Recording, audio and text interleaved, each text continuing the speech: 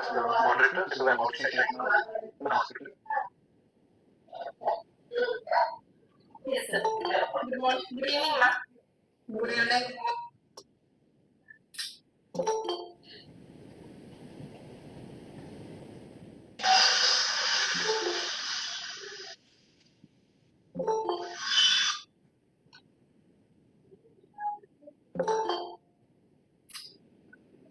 Hope you all can see my screen. Yeah.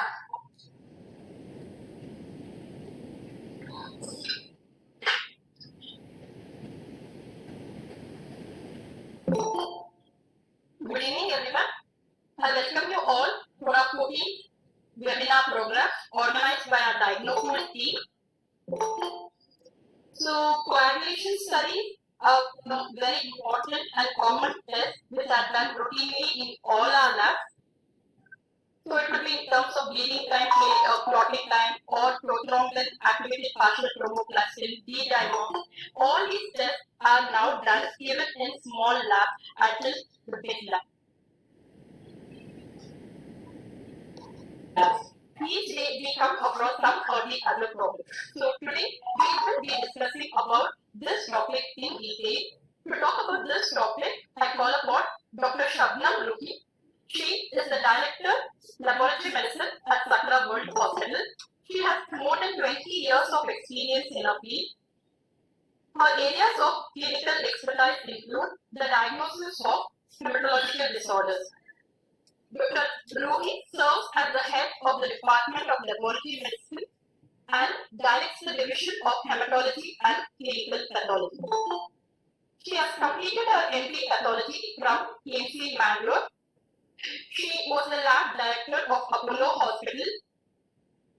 Dr. Roohi is one of the leaders in applying Lean and Six Sigma quality tools in assuring the quality of laboratory reports. She has published numerous articles documenting the importance of quality assurance in accurate diagnosis. Under her guidance, Sakra World Hospital Laboratory Services won the Bronze Award in the National Level Competition for Excellence in Laboratory Services organized by Quality Council of India. Over to you, madam. Thank you, Dr. Divya, for the kind introduction. I'm indeed blessed to be invited to speak at this 14th Diagnopool webinar series. And now I will start sharing my screen. And thank you, Dr. Zubair, for inviting me for speaking for this very important topic of coagulation testing in laboratories. Most welcome. Yeah. I'll start sharing my screen now.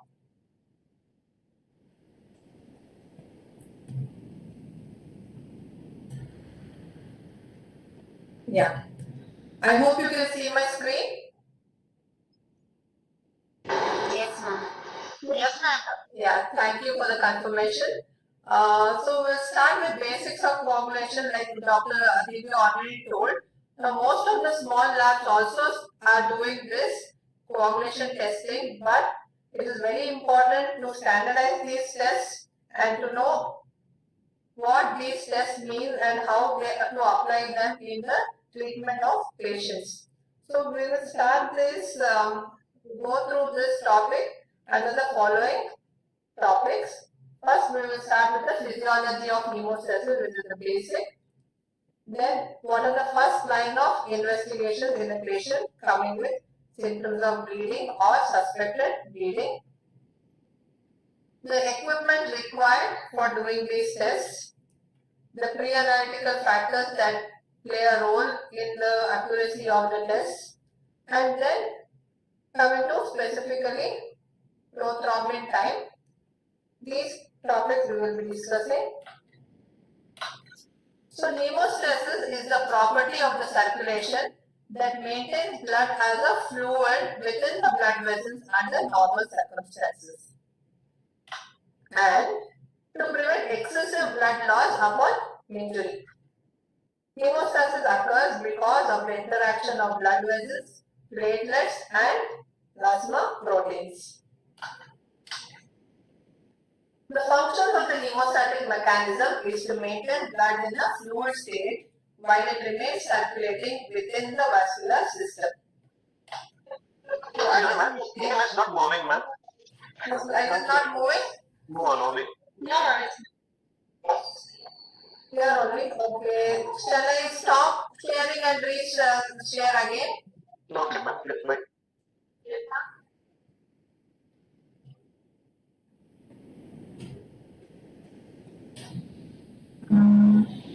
Very good. Yeah.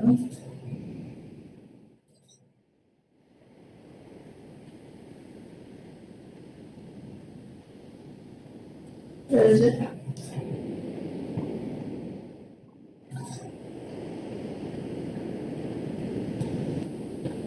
It is here. Okay.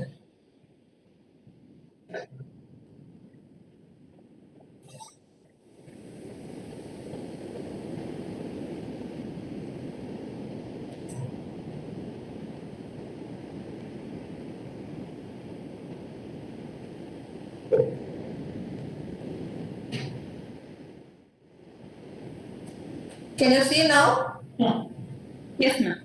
No. Is it moving now? Yes, ma'am. Okay. So we have covered this. Hemostasis is the property of the circulation that maintains blood as a fluid within the blood vessels under normal circumstances and to prevent excessive blood loss whenever there is an injury.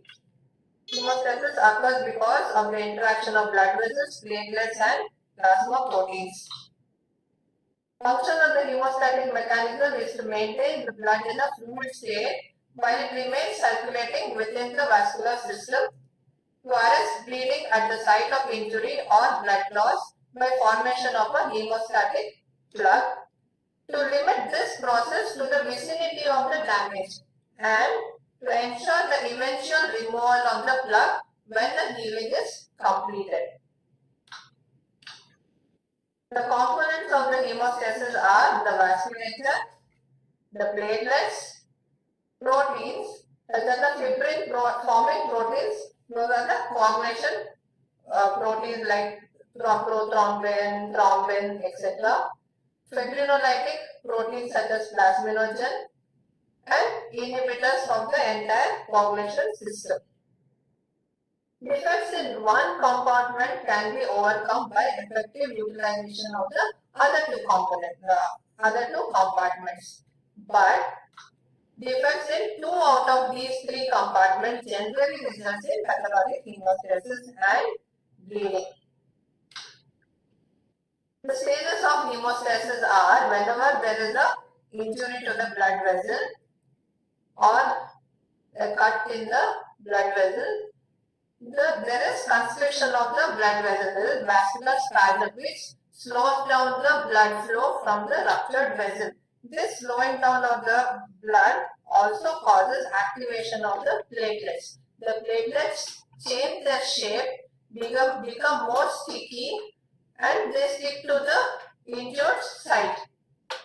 They attract other platelets which come and aggregate, forming a primary hemostatic plug. This primary hemostatic plug is like a wall which is made up of just bricks. This is, if you can imagine a wall just made of bricks piled on one over the other, how strong it is. It is the same thing with this primary hemostatic plug. Now, in the meantime, the coagulation cascade comes into play and converts the soluble fibrin to insoluble fibrin strands. These fibrin strands come in between the platelets and bind the platelets together just like the cement binds the bricks to form a strong wall. This is the secondary hemostatic plug. Once the healing is completed, additional components of the hemostatic system come into play and break down this and remove the clot. This is the fibrinolysis. So these are the 4 steps of the hemostasis, which are very important to maintain a normal blood flow within the body. To learn about the approach to investigate a problem of hemostasis, we will do a case study of Sham, a 10-year-old boy who saw his physician for recurrent nosebleeds and anemia. History revealed that hemostasis began when he was just about 18 months old. Nosebleeds occurred 1 or 2 times a month and began spontaneously. His mother reported that he seemed to bruise easily. No lesion was found in the nose. No history of drugs was there. The family history indicated that the boy's grandparents were cousins. Sham had a brother who died of intracranial hemorrhage at 10 years of age. Parents and all other relatives showed no bleeding symptoms. So the question is, what are the tests you will perform to identify the cause of bleeding in Sham? So most of the doctors prescribe PD, APTT, and when I was a intern, they used to write HB, DC, BD, CT. Now, thankfully, the world has evolved, and now they're asking for platelet count also, and along with these PD, APTT, and TT. But what are the actual tests which we need to do when these problems occur? So we go on for the screening test for coagulation disorders when a patient presents with a bleeding problem. The most important screening test is a proper clinical history. The thorough clinical history will help you to diagnose most of these conditions. There are in fact, many number of questionnaires for bleeding which are available on the net. You can choose any one of them to suit your purpose. Tests for primary hemostasis are platelet count and bleeding time. Most of the laboratories have abandoned the bleeding time because it is very difficult to standardize. But if you are able to standardize this test, it is still a very useful test in detecting the cause for bleeding. The tests for secondary hemostasis are PT, APTT, and fibrinogen. Now, these tests were done for Sham also, and let us see what he had. He was found to have a platelet of 2.42 lakh per microliter. Bleeding time was 8 minutes. The reference range was 2 to 9 minutes. PT was 29.5 seconds with a control of 12 seconds. The APTT was 51 seconds with a control of 55.4 seconds. The liver function tests were normal. So what do the results of screening tests indicate? And what component of the hemostatic mechanism is most likely affected? So as you can see, platelet count was normal, bleeding time was also normal, PT was abnormal, APTT normal. So this patient had this prolonged prothrombin time, and the component of hemostatic mechanism was the secondary hemostasis. These tests, the first line of tests, PT, APTT or fibrinogen, platelet count, they are easy to perform, and the patterns of abnormalities obtained point clearly to the appropriate next set of investigations. But these tests examine only a portion of the hemostatic mechanism. These do not what happened to the vessel, blood vessel, that is the first step, what happened to fibrinolysis. These tests will not be able to tell you. And also they will not be able to detect the presence of significant bleeding diastasis such as von Willebrand disease or disorders of platelets or blood vessels. So a normal clotting screen should not be taken to mean that hemostasis is normal.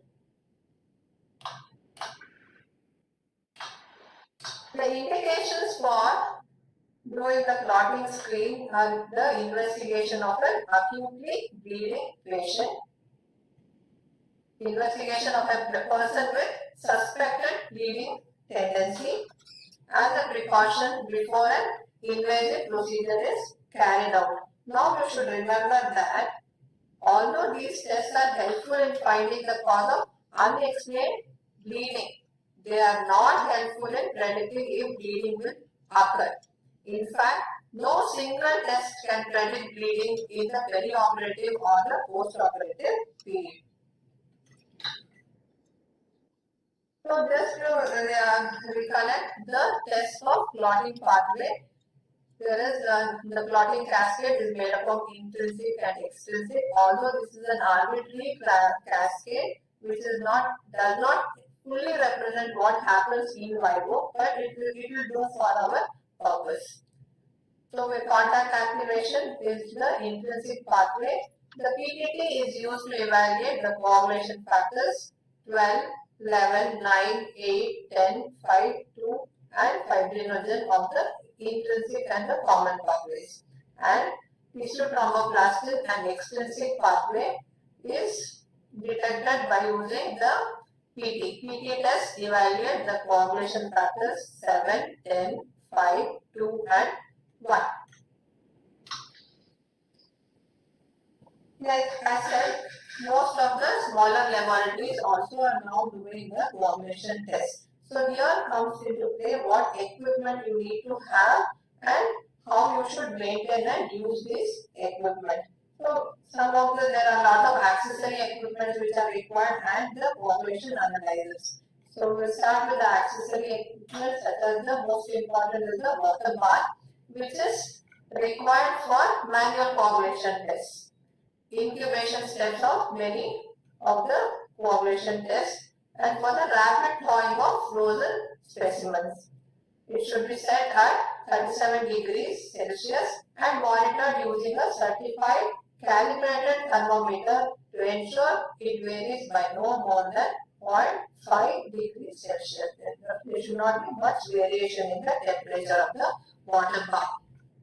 And distilled water should be used to fill the water bath and maintain the water level. Distilled water, so that if you use normal water, there will be salt deposit and the water bath will be difficult to maintain. So always use distilled water.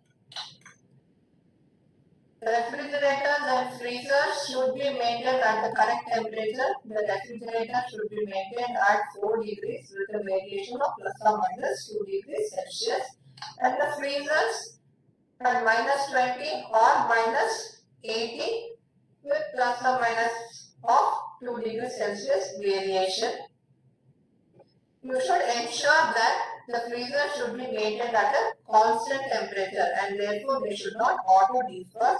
It will be helpful to have a power backup to avoid shutdown and temperature variation. Centrifuges should be calibrated once in 6 months at least. Check to ensure each machine is cleaned before and after use. Also do a visual inspection of rotors, bucket and liners for corrosion and cracks. Thorough maintenance record be kept for reference. Reagents and buffers should be stored as per the manufacturer's instructions. Used within the expiry date. They should be correctly labeled and dated.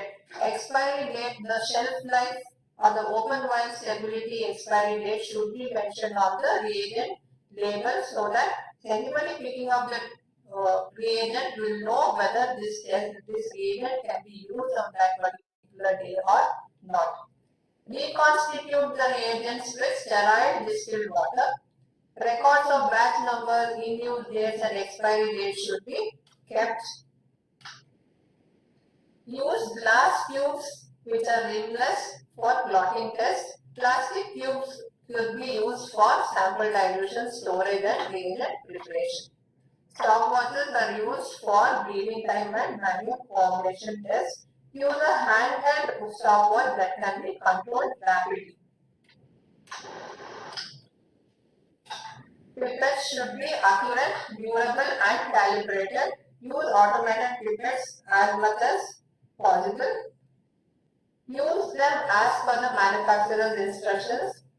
Assess the pipetting competency of the technicians. The competency of the technicians is very important here because manual errors are very frequent. So always assess their competency, check their precision by asking them to repeatedly pipette 10 times, weigh the solution and check for their precision.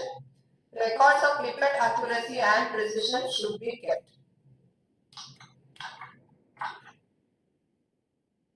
There are many automated and semi-automated coagulation analyzers available in the market. You can choose any one of them based on your predicted workload, your repertoire, and cost implications. Different coagulation analyzers use different methods. The common methods are the electromechanical and the photo-optical analysis.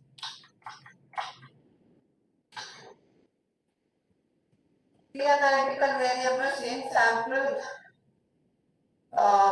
in coagulation testing include the sample collection and the centrifugation steps. So there are importance of you all know the importance of the pre-analytical phase. As you know, 1/3 to 3/4 of the laboratory errors occur in the pre-analytical phase and appears to be especially problematic in relation to the coagulation tests. When the blood is withdrawn from a vessel, changes begin to take place in the components of the blood coagulation system almost immediately. Therefore, it is important to take precautions to prevent or at least minimize the in vitro changes by following recommended criteria during collection and storage. The International Council for Standardization in Hematology has come up with recommendation for collection of blood samples for coagulation testing. It is a huge document which has come out in 2020. You can know with this that how important collection is for coagulation testing. It begins with ordering of the test. The lab should develop policies for test ordering and collection of blood samples. Electronic ordering of coagulation tests and electronic reporting of the results is encouraged. Where wristbands are in use, scanning and printing of the tube labels should be done at the bedside. A written policy on acceptable blood collection systems or tubes for collection testing coagulation testing should be available. Use 3.2% sodium citrate. 3.8% sodium citrate is not recommended for coagulation testing. You can use it for ESR and other tests, but not for coagulation testing. Always use 3.2% sodium citrate. Underfilled specimens are not acceptable, and when different blood tubes produced by different manufacturers are expected to be used within the same test system and reagent. For example, in the large chain labs who get tubes from different labs using different brands of tubes. For those people, the comparability of the test results should be tested and validated prior to use. If you want to know how to exactly validate these tubes, we have a very beautiful guideline in CLSI, that is the GP34A, which explains how validation and verification of tubes for venous and capillary blood specimen collection can be done. If you require, you can refer to this guideline. Patients requiring venipuncture should be relaxed with warm surroundings. Excessive stress and vigorous exercise cause changes in blood clotting and fibrinolysis. So, please advise the patient not to exercise and get stressed before the sample collection. The tourniquet should not be tied for not more than 2 minutes because stasis affect the coagulation test results. The CLSI guidelines say 1 minute, so it is better to follow this 1 minute. The order of draw, like it is common for any other test. The citrate tube should be the first tube to be collected. If blood culture tube or vial is there, collect the blood culture first and immediately after that collect the citrated tube. Then followed by the regular order of draw. Use 19 to 21 gauge needles for adults with good venous access. 22 to 23 gauge needles can be used for other patients such as elderly with frail veins, including small children. Blood samples should not be collected from indwelling catheters. Discard tube is not recommended if you are collecting through a venipuncture, but if you are collecting using a butterfly needle or from a indwelling catheter, or when the sample is collected for platelet function studies, then you need to collect the discard tube first and then collect your citrate tube. Mix the specimen by inverting 3 to 4 times or as per the manufacturer's instructions immediately after collection. Label the sample immediately before collection or immediately after blood collection. The label should contain the patient's first name and the last name, an identification number and or the date of birth. Remember, verify 2 patient identifiers always. The date and time of specimen collection should be present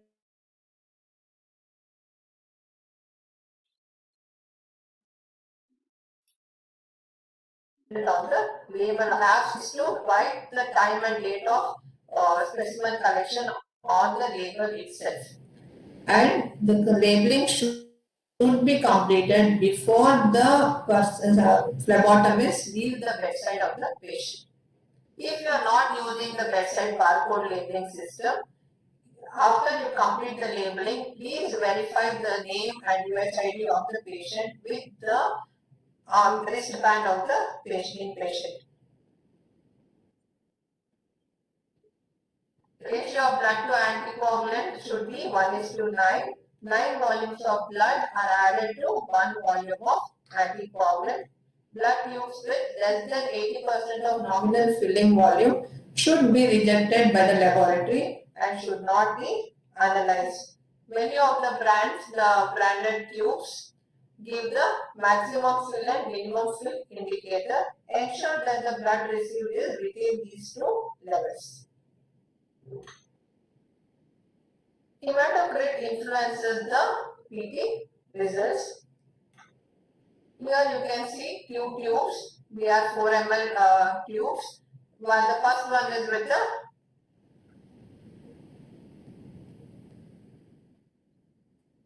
this first tube is having a hematocrit of 0.4. Here you can see the hematocrit is 1.5 ml. The plasma is 2.1 ml and the citrate is 0.4 ml. Whereas, so the citrate to plasma ratio is 0.5% approximately. Now, if the hematocrit increases to 0.75, for example, here the hematocrit is 2.7 ml, the plasma is just 0.9 ml, but the citrate remains to be 0.4 ml. So the ratio of the citrate to the plasma is almost double to 1%. So this elevated citrate concentration may prolong the clotting times. The ratio of the blood to trisodium citrate anticoagulant should be adjusted for all the coagulation tests when patients have a hematocrit of more than 55% or more than 55 using this formula. The simpler way is to follow this table which is available in DAISY. I have taken this table from DAISY and it's freely available in the net. For a 5 ml specimen, the amount of citrate should be adjusted as follows. So whenever you get a specimen with high hematocrit, you can follow this table to calculate the amount of citrate to be added. Have a policy for acceptance and rejection criteria, and it should be done with, jointly with the laboratory management and the clinicians, and it should be available to all your clients.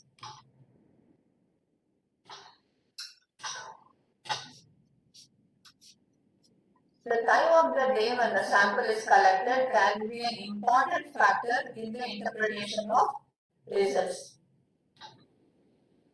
The fibrinolytic activities follow a definite circadian pattern with a drug at around 6 a.m. The timing of the collection of the blood sample in relation to the drug administration should also be taken into consideration, especially after subcutaneous heparin therapy or direct acting oral anticoagulants and desmopressin. It is also important following administration of factor concentrate samples. An efficient and important that the samples are delivered as quickly as possible to the laboratory. Avoid pneumatic shoes when platelet function tests are to be performed. The test should be carried out within 2 hours when the blood or plasma is stored at room temperature, within 4 hours when it is stored at 4 degrees Celsius,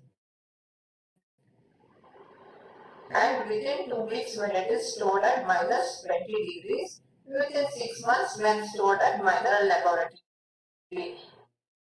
If it is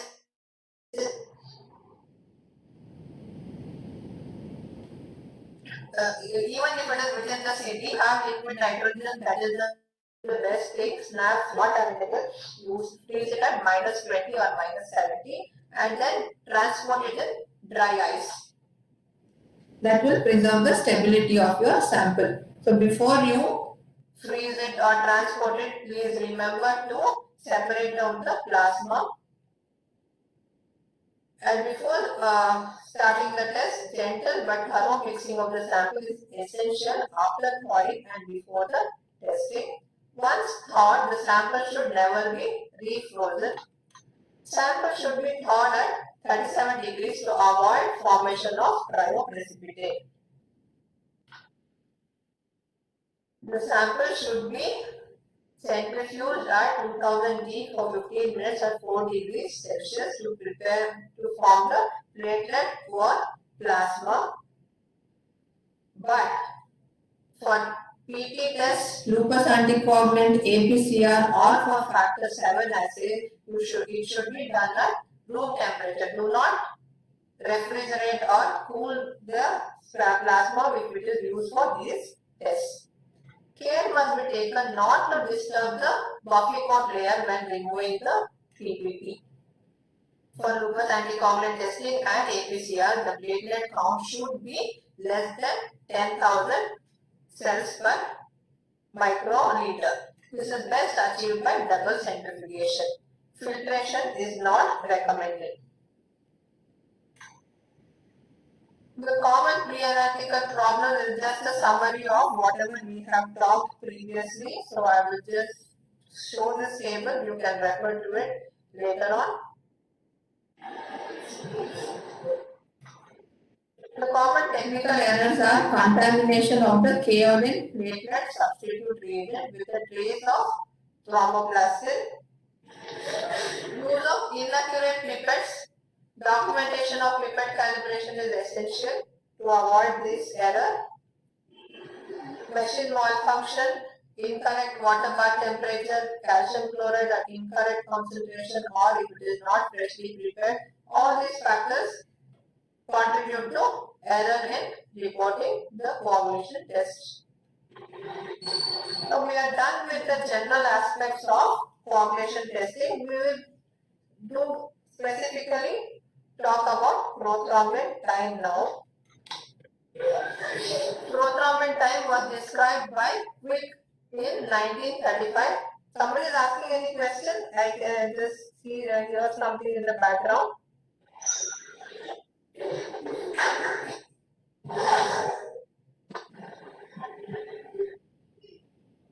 Can I continue?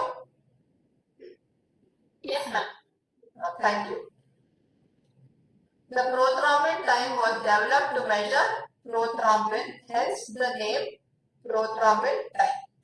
It is a single-stage screening test for measuring the activity of coagulation factors 2, 5, 7, 10 and 1 which are in the extrinsic and the common pathway. It is also used for monitoring vitamin K antagonist therapy, that is the oral anticoagulants. Platelet-poor plasma is mixed with tissue factor which contains phospholipid at 37 degrees Celsius and an excess of calcium chloride is added to initiate coagulation. You should remember that this excess calcium chloride is added to negate the effect of the calcium chelation which occurs during when your anticoagulant is added in the tube.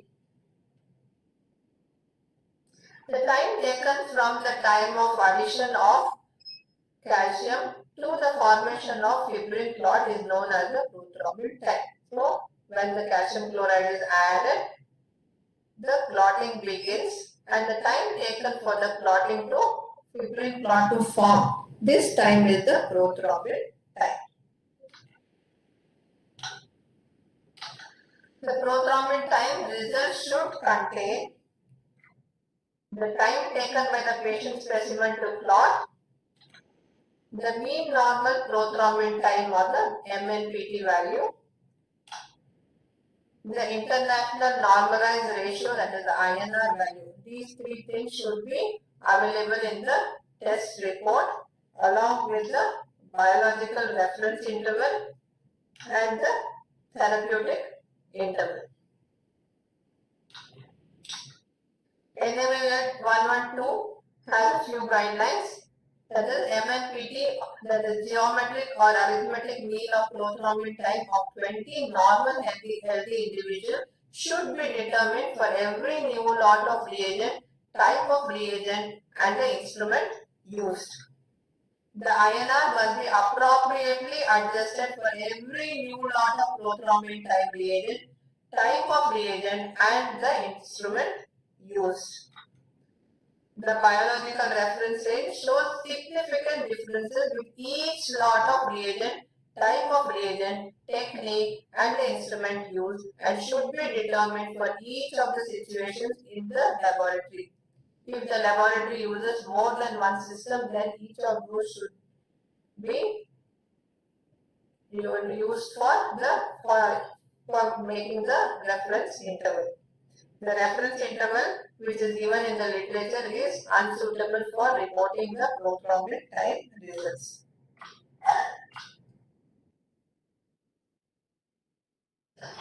The PT evaluates the factors in the extrinsic and the common pathway. So any elevation in the PT may be due to defect of tissue factor or factors on the extrinsic and the common pathways or may indicate the presence of inhibitors against those factors. Prolonged prothrombin time should be followed up with mixing studies with normal plasma to check if the PT is corrected or it is not corrected.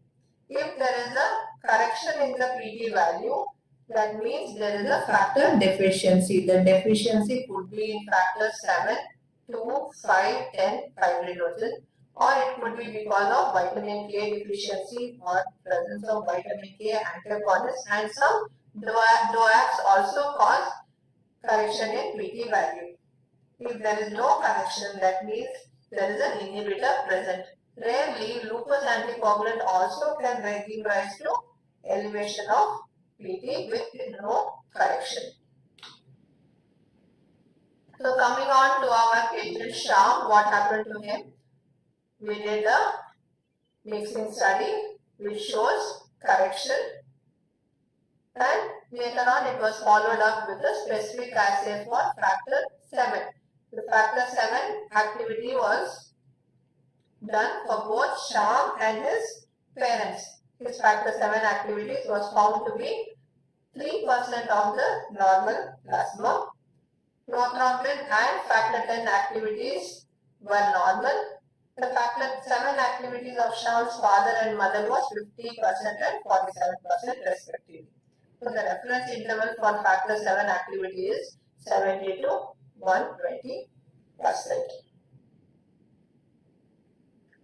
Now, Shyam's case was solved and there was no problem in sorting out his case. But PT has a lot of inherent sources of variation, mainly because of the different methods which are used, different reagents which are used, and the difference in ISI and MNPT values for the different reagents. Different methods, like some labs use manual method, some lab have coagulation lab. Each lab has a different coagulation analyzer. Sometimes the same lab will have coagulation analyzers using different methods. Some may be using or having electromagnetic clot detection, some will be having photo-optical method of clot detection, and then it is all complicated by the presence of point of care instruments also.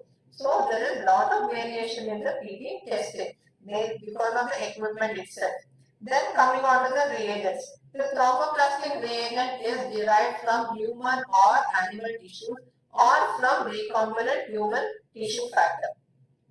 Different companies produce thromboplastin derived from different substrates. So there are different substrates and there is difference in the thromboplastin reagent and equipment combination also. So all these factors they lead to variation in the PT values. Now this PT is used for defining the dose of the oral anticoagulant which has to be given to the patient.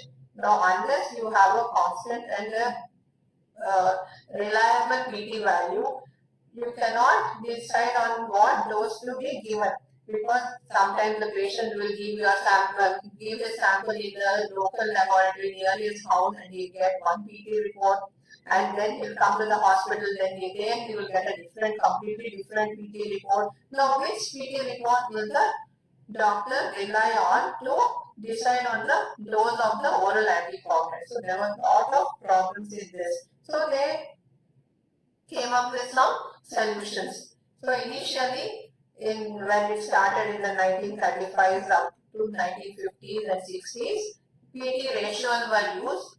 They were affected by the variation in the thromboplastin reagents.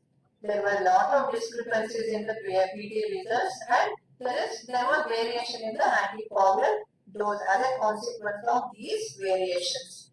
So they came up with the ISI, that is the International Sensitivity Index, in 1969. The work started in 1962 and it is completed. They came up with the first reference thromboplastin in 1969. This was followed by the discovery of the introduction of the INR, that is the International Normalised Ratio, which was first introduced in 1983 by WHO.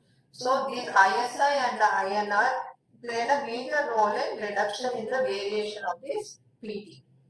So now we'll understand what is this ISI and this INR.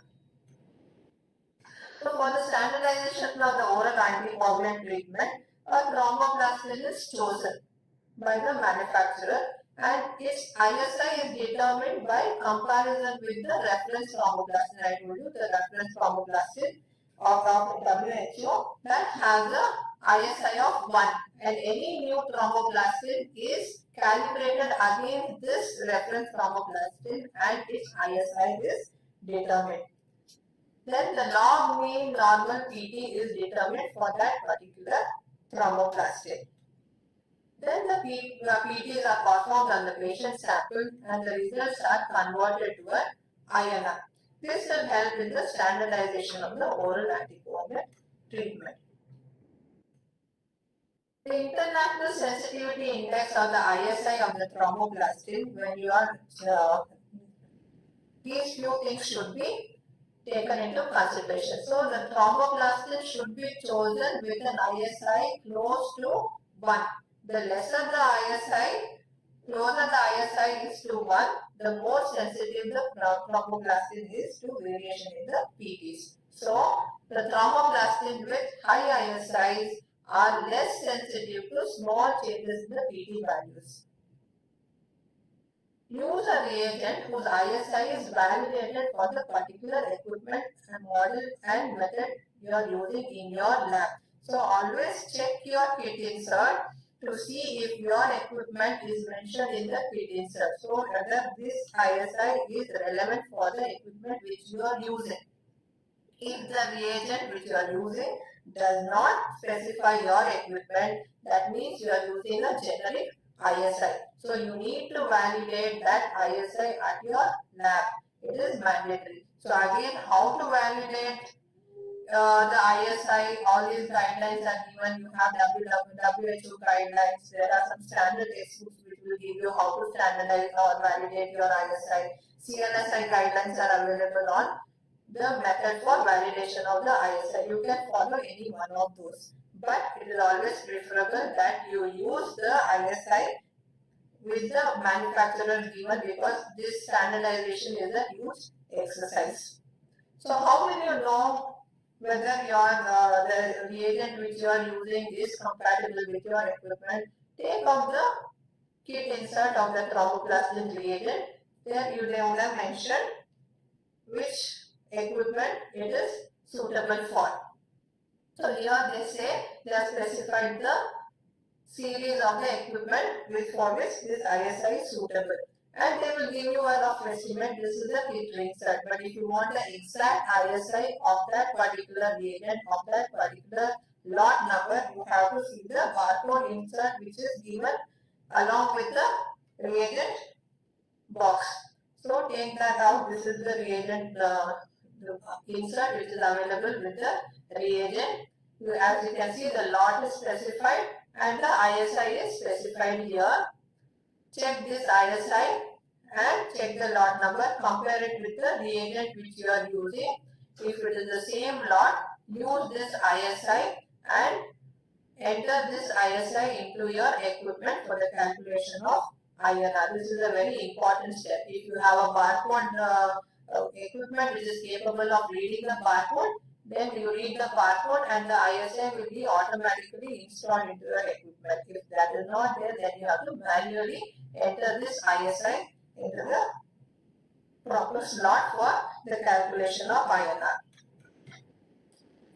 Geometric mean normal PT, that is the GMNPT, should be calculated for each batch of thromboplastin and can be determined using the following procedure. Perform PT tests for at least 20 normal samples or blood donors. In our lab, our technicians donate their samples for the calculation of GMNPT. Use equal number of males and females to do this. Calculate the geometric mean normal PT using this formula. Then pour equal volumes of plasma into a glass measuring jar. Mix by inverting 3 to 4 times. Alicon in split cup. 2 ml plastic tubes in 0.5 and 1 ml volumes. Store at -20 for 2 weeks or -84 months. And you can use one alicon whenever you require for your quality assurance purposes. This is the sheet which we use to enter the PT values and calculate the geometric mean and the standard deviations. Then the other important portion of the report is the international normalized ratio. The PT ratio of a test sample is compared to MNPT, corrected for the sensitivity of the thromboplastin used in the test. So the INR is the value of thromboplastin time ratio which has been obtained using the first WHO reference thromboplastin with an ISI of 1. So this is the formula for calculating the INR. That is patient PT divided by MNPT whole raised to the power of the ISI of your reagent. This is how you calculate the INR. Most of the time, the automated analyzers calculate the INR based on the MNPT value which you are feeding into the equipment and also the ISI which is fed into the equipment for every new lot of reagent which you are using. To assure quality, you have to maintain the coagulometer properly and it should be used as per the manufacturer's specification. The laboratory method used to perform PT should be fully controlled. Lot and expiry of the reagents should be checked. Lot to lot verification should be done for every new lot of reagent along apart from the MNPT which you calculate.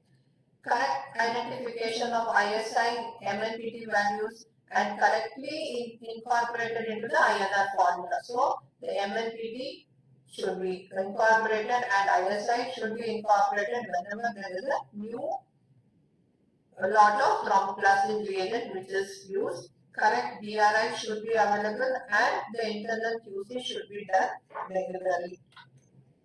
Maintenance, preparation and use of reagents should be done as per the manufacturer's instructions. Participation in external quality assurance scheme is a must. To summarize, pre-analytical factors play an important role in the accuracy of the test for coagulation. Thorough clinical history is the most important step in diagnosis of disorders of hemostasis. The first line of screening tests are platelet count, bleeding time, PT, APT, and fibrinogen. The pattern of abnormalities obtained using these first line of tests gives an indication for the underlying defect and determine the appropriate further tests that are required to define the disease. The technique, equipment and reagents should be standardized. Prothrombin time is the most common test of the coagulation lab. VKA monitoring results should be expressed as INR. Patient's PT is mathematically adjusted to a standard value. Two correction factors defined by ISI and MNPT. The manufacturers provide the ISI values for PT reagents and instruments. If they are not provided, it is recommended practice for laboratories to check or locally validate the ISIs, estimate the MNPT based on the population being tested. Where a manufacturer does not provide an ISI, the laboratory needs to define its own ISI value. Thank you for your patient hearing. I am ready to take any questions. One question which is being asked from in small lab, like regarding the control for PT, APT, how frequently it should be done? Should we do it for each and every test, or should we do, because most of the labs they just do it once in a day, those controls. How important it is to do regularly for each and every test now? PT test, if you are doing it manually, then ideally you should be doing it in replicate along with the control. See, the control you need not use the commercial control always. That is the important. That is why you need to freeze that MNPT and keep it in different aliquots, and each aliquot can be taken to do the test. That can be used as a control. If you are using commercial control, at least once in a day you need to do the commercial. Whenever you are running the test on the same day, you need to do the control. Just another question, no? Frequency for checking of platelet-poor plasma and frequency for control of PT. I think that is answered, no? Frequency for checking of platelet-poor plasma. Platelet-poor plasma, it is at least once in 6 months you need to check the platelet count of the platelet-poor plasma. So once you do the centrifugation, you take out the plasma, separate it out, and then do the platelet count on that. Be careful not to disturb the Buffy code when you are separating the plasma. So at least once in 6 months you have to do.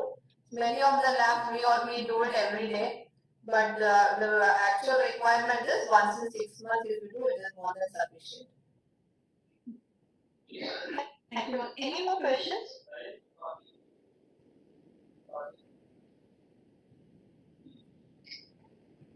I request everybody to fill the feedback form.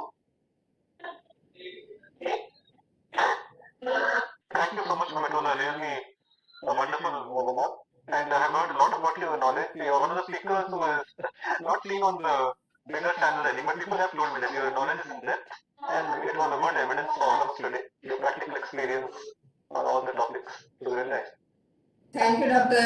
Zubair, for the kind feedback, and looking forward to have more webinars with you. Thank you. It's a very good initiative. I think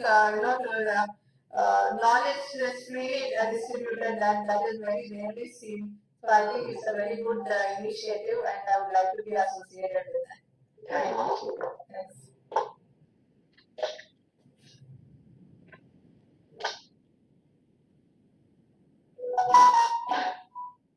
Thank you, ma'am, for such an informative and detailed discussion about coagulation studies.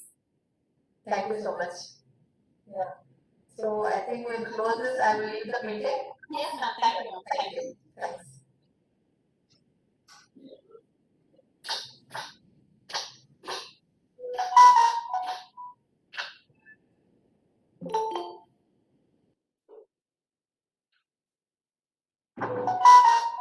I request others to fill the feedback form